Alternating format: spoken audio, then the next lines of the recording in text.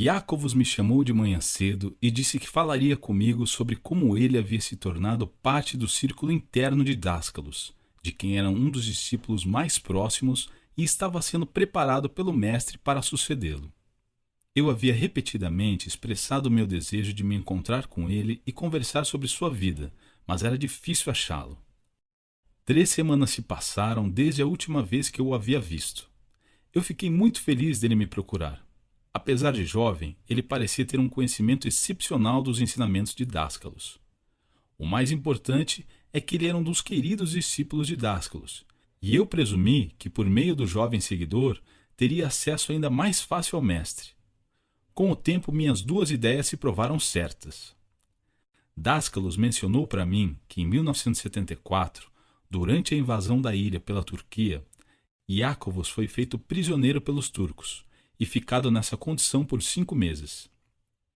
Durante esse tempo, ele demonstrou grande coragem e, embora só tivesse 14 anos, foi um exemplo para os outros presos. Supostamente, ele ficava em frente aos guardas tentando bloquear o caminho destes quando eles entravam na cela para abusar de algum prisioneiro.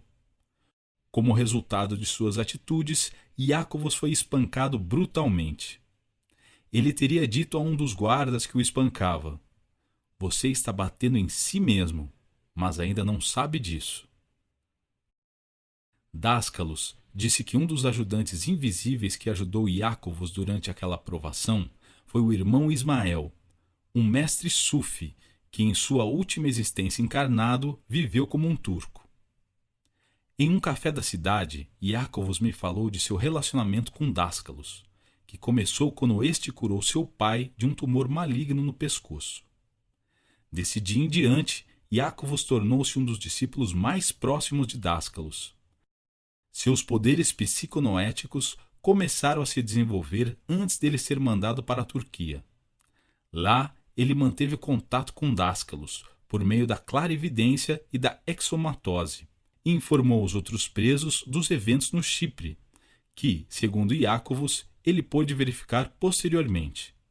Na primeira vez em que eu comecei a sair do meu corpo conscientemente, eu fiquei bem confuso, disse Iácovos. Eu cheguei a um ponto de não saber mais qual mundo era real, este em que estamos agora ou nos vários planos psiconoéticos em que me vi durante a exomatose.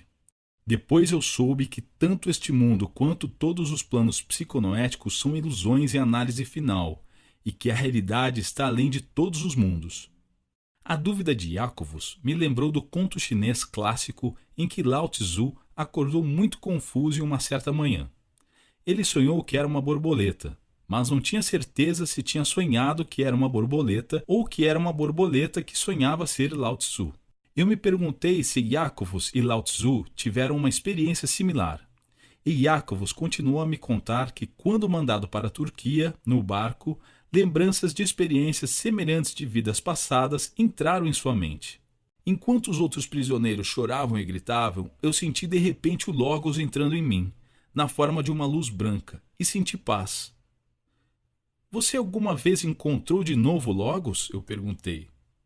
"Encontrei bem na véspera do dia em que fui iniciado no círculo interno de Dáscalos." "Mas foi num sonho?" "Não. Eu estava acordado quando Jesus Cristo apareceu na minha frente em uma visão. Ele me fez entender certas coisas sobre a minha vida."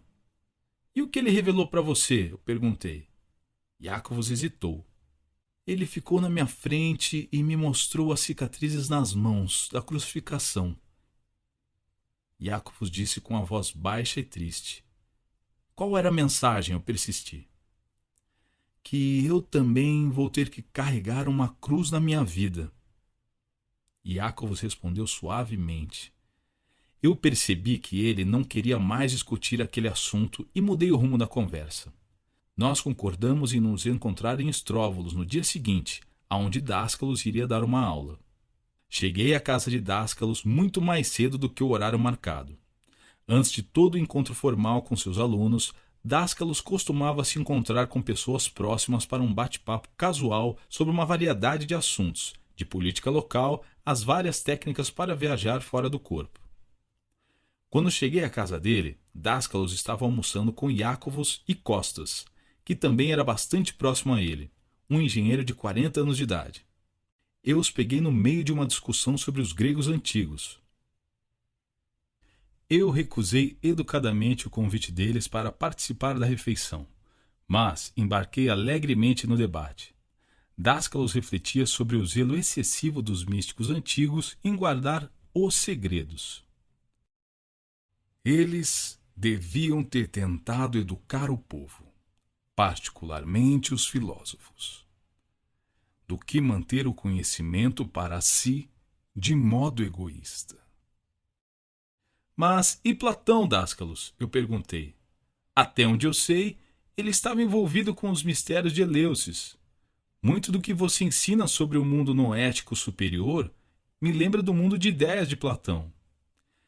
Existem semelhanças, mas nossos ensinamentos não são os mesmos. Inicialmente, Platão não estava envolvido com os mistérios de Eleusis.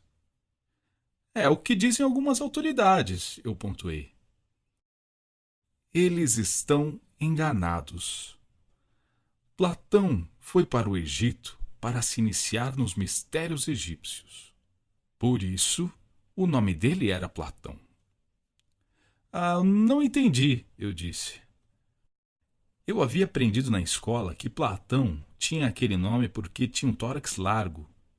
O nome Platon supostamente era derivado da palavra grega que significava amplo, ou aquele que tem ombros largos.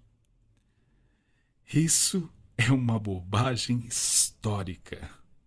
Dascalos riu. O nome dele vem de Baal, que significa Deus, e Atum, que na língua egípcia antiga significa o Deus invisível. Baalaton virou Platon, e traduzido tornou-se Platão. Plato em inglês. Dascalos falou de outro caso parecido com um sábio antigo, Pitágoras. Ele, segundo Dascalos, apresentou a ideia de reencarnação aos gregos. Pitágoras viajou para a Índia e foi apresentado ao misticismo oriental. Ele adotou seu nome de uma palavra em sânscrito, que significava aquele que foi iniciado dentro do templo. Eu comentei que a interpretação dele dos nomes desses filósofos antigos provavelmente arrepiaria os cabelos de muitos acadêmicos. Dascalos não ligou. Suas informações, ele disse, eram baseadas nos registros acásticos, não em interpretações históricas.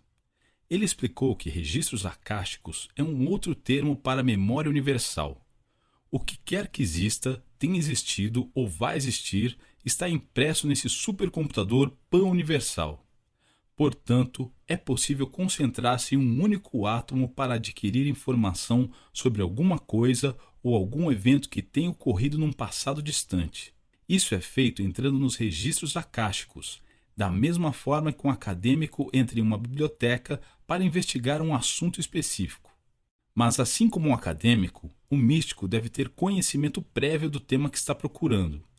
Do contrário, ele não vai conseguir obter nenhuma informação. Por exemplo, se os registros acásticos forem usados para obter informações sobre física do século XIX, aquele que as procura deve conhecer física antes de mais nada. Eu fico feliz, disse brincando, que na ordem das coisas exista lugar para o conhecimento convencional, ou não faria sentido estudar numa universidade e ler livros.